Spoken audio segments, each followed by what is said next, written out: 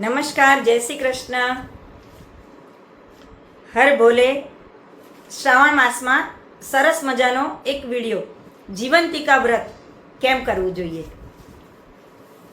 ભારતીય સંસ્કૃતિમાં વ્રત, જપ, તપ અને તહેવારોનું એક આગવું ધાર્મિક મહત્વ છે. એમાંય ખાસ કરીને શ્રાવણ મહિનો એટલે તહેવારોથી ભરપૂર.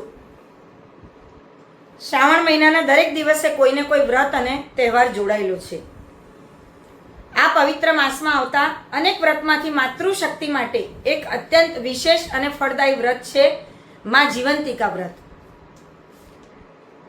શ્રાવણ મહિનાના પ્રથમ શુક્રવારથી શરૂ થતું આ વ્રત સંતાનના દીર્ઘ આયુષ્ય, ઉત્તમ સ્વાસ્થ્ય અને પરંપરાગત સૌભાગ્યની પ્રાપ્તિ માટે કરવામાં આવે છે.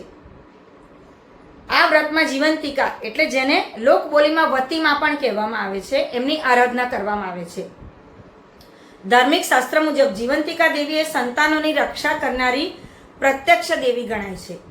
જીવંતિકા શબ્દનો અર્થ જ જીવન આપનારી અથવા જીવનનું રક્ષણ કરનારની એવું થાય છે. માતા પોતાના બાળકનું સુખ, સ્વાસ્થ્ય અને લાંબા આયુષ્ય માટે આ વ્રત કરે છે. એવી પ્રચલિત માન્યતા છે કે જે ઘરમાં જીવંતિકા માતાનું પૂજન અર્ચન થાય છે ત્યાં બાળક પર આવતી તમામ આધિ વ્યાધિ ઉપાધિ દૂર થાય છે. માતા જીવંતિકા અદ્રશ્ય રૂપે બાળકની ચારે તરફ રક્ષા કવચ બનીને રહે છે. નવપરણી સ્ત્રીઓ ઉત્તમ સંતાનની પ્રાપ્તિ માટે અને માતાઓ પોતાના સંતાનોના રક્ષણ માટે શ્રાવણના કોઈ પણ શુક્રવારે આ વ્રત કરી નિયમ પાળે છે. જીવંતિકા વ્રતની વિધિ શું? તો જીવંતિકા વ્રત શ્રાવણ મહિનાના તમામ શુક્રવાર એટલે 4 શુક્રવાર કે 5 શુક્રવાર આવતા હોય ત્યારે કરી શકાય.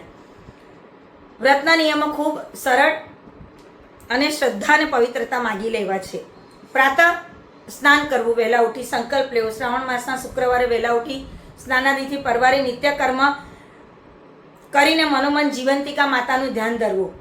એમનો ફોટો લઈને બેસવું, ચિત્રની સ્થાપના કરવી, પૂજામાં અક્ષત, અબીલ, ગુલાલ, કંકુ, ચંદન, દુર્વા, પીળા, તેલ, લાલ પુષ્પનો ઉપયોગ કરવો. બને તો લાલ વસ્ત્ર પહેરવા. જીવંતિકા માતાની પૂજામાં દુર્વા અને ચોખાનું ખાસ મહત્વ છે. અને લાલ પ્રસાદ એટલે લાલ શીરો બનાવીને એનો પ્રસાદ ધરાવવો. બાળકના મસ્તક પર લાલ કંકુનો ચાંદલો કરવો. પોતે પણ લાલ કપડાં પહેરવા, લાલ ચાંદલો કરવો. બને તો પૂજન બાદ આખો દિવસ ઉપવાસ કરવો, એકટાણું કરવું, એ પણ ઘઉંનો શીરો કે પ્રસાદ લઈને.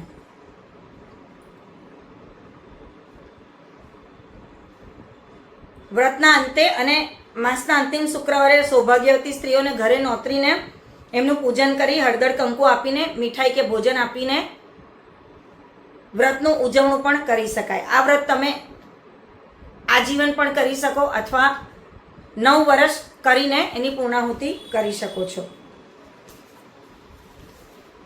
એની કથા એવી છે કે એક ગરીબ બ્રાહ્મણ અને પત્ની રહેતા હતા એક નગરમાં. એમને કોઈ સંતાન નહોતું. બ્રાહ્મણી અત્યંત શ્રદ્ધાળુ હતી. એણે શ્રાવણ માસમાં માતા જીવંતિકાનું કઠોર વ્રત શરૂ કર્યું. માતા જીવંતિકા એની ભક્તિથી પ્રસન્ન થયા અને એક તેજસ્વી પુત્રનું વરદાન આપ્યું. માતા જીવંતિકાના પ્રભાવથી અને આશીર્વાદથી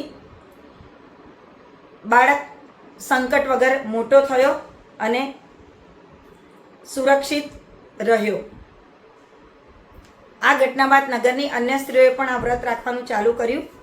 અને આજે પણ આટલી આધુનિક દોડભરી જિંદગીમાં અનેક માતાઓ પોતાના સંતાનના રક્ષણ માટે, ઘરમાં સારું થાય એના માટે, સૌભાગ્યની શાંતિ માટે આ વ્રત જરૂરથી કરે છે.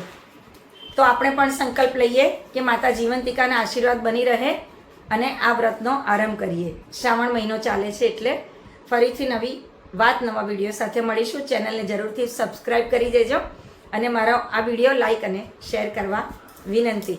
ફરીથી મળીશું. ઓમ નમઃ શિવાય. જય શ્રી કૃષ્ણ. જય મા જીવંતિકા.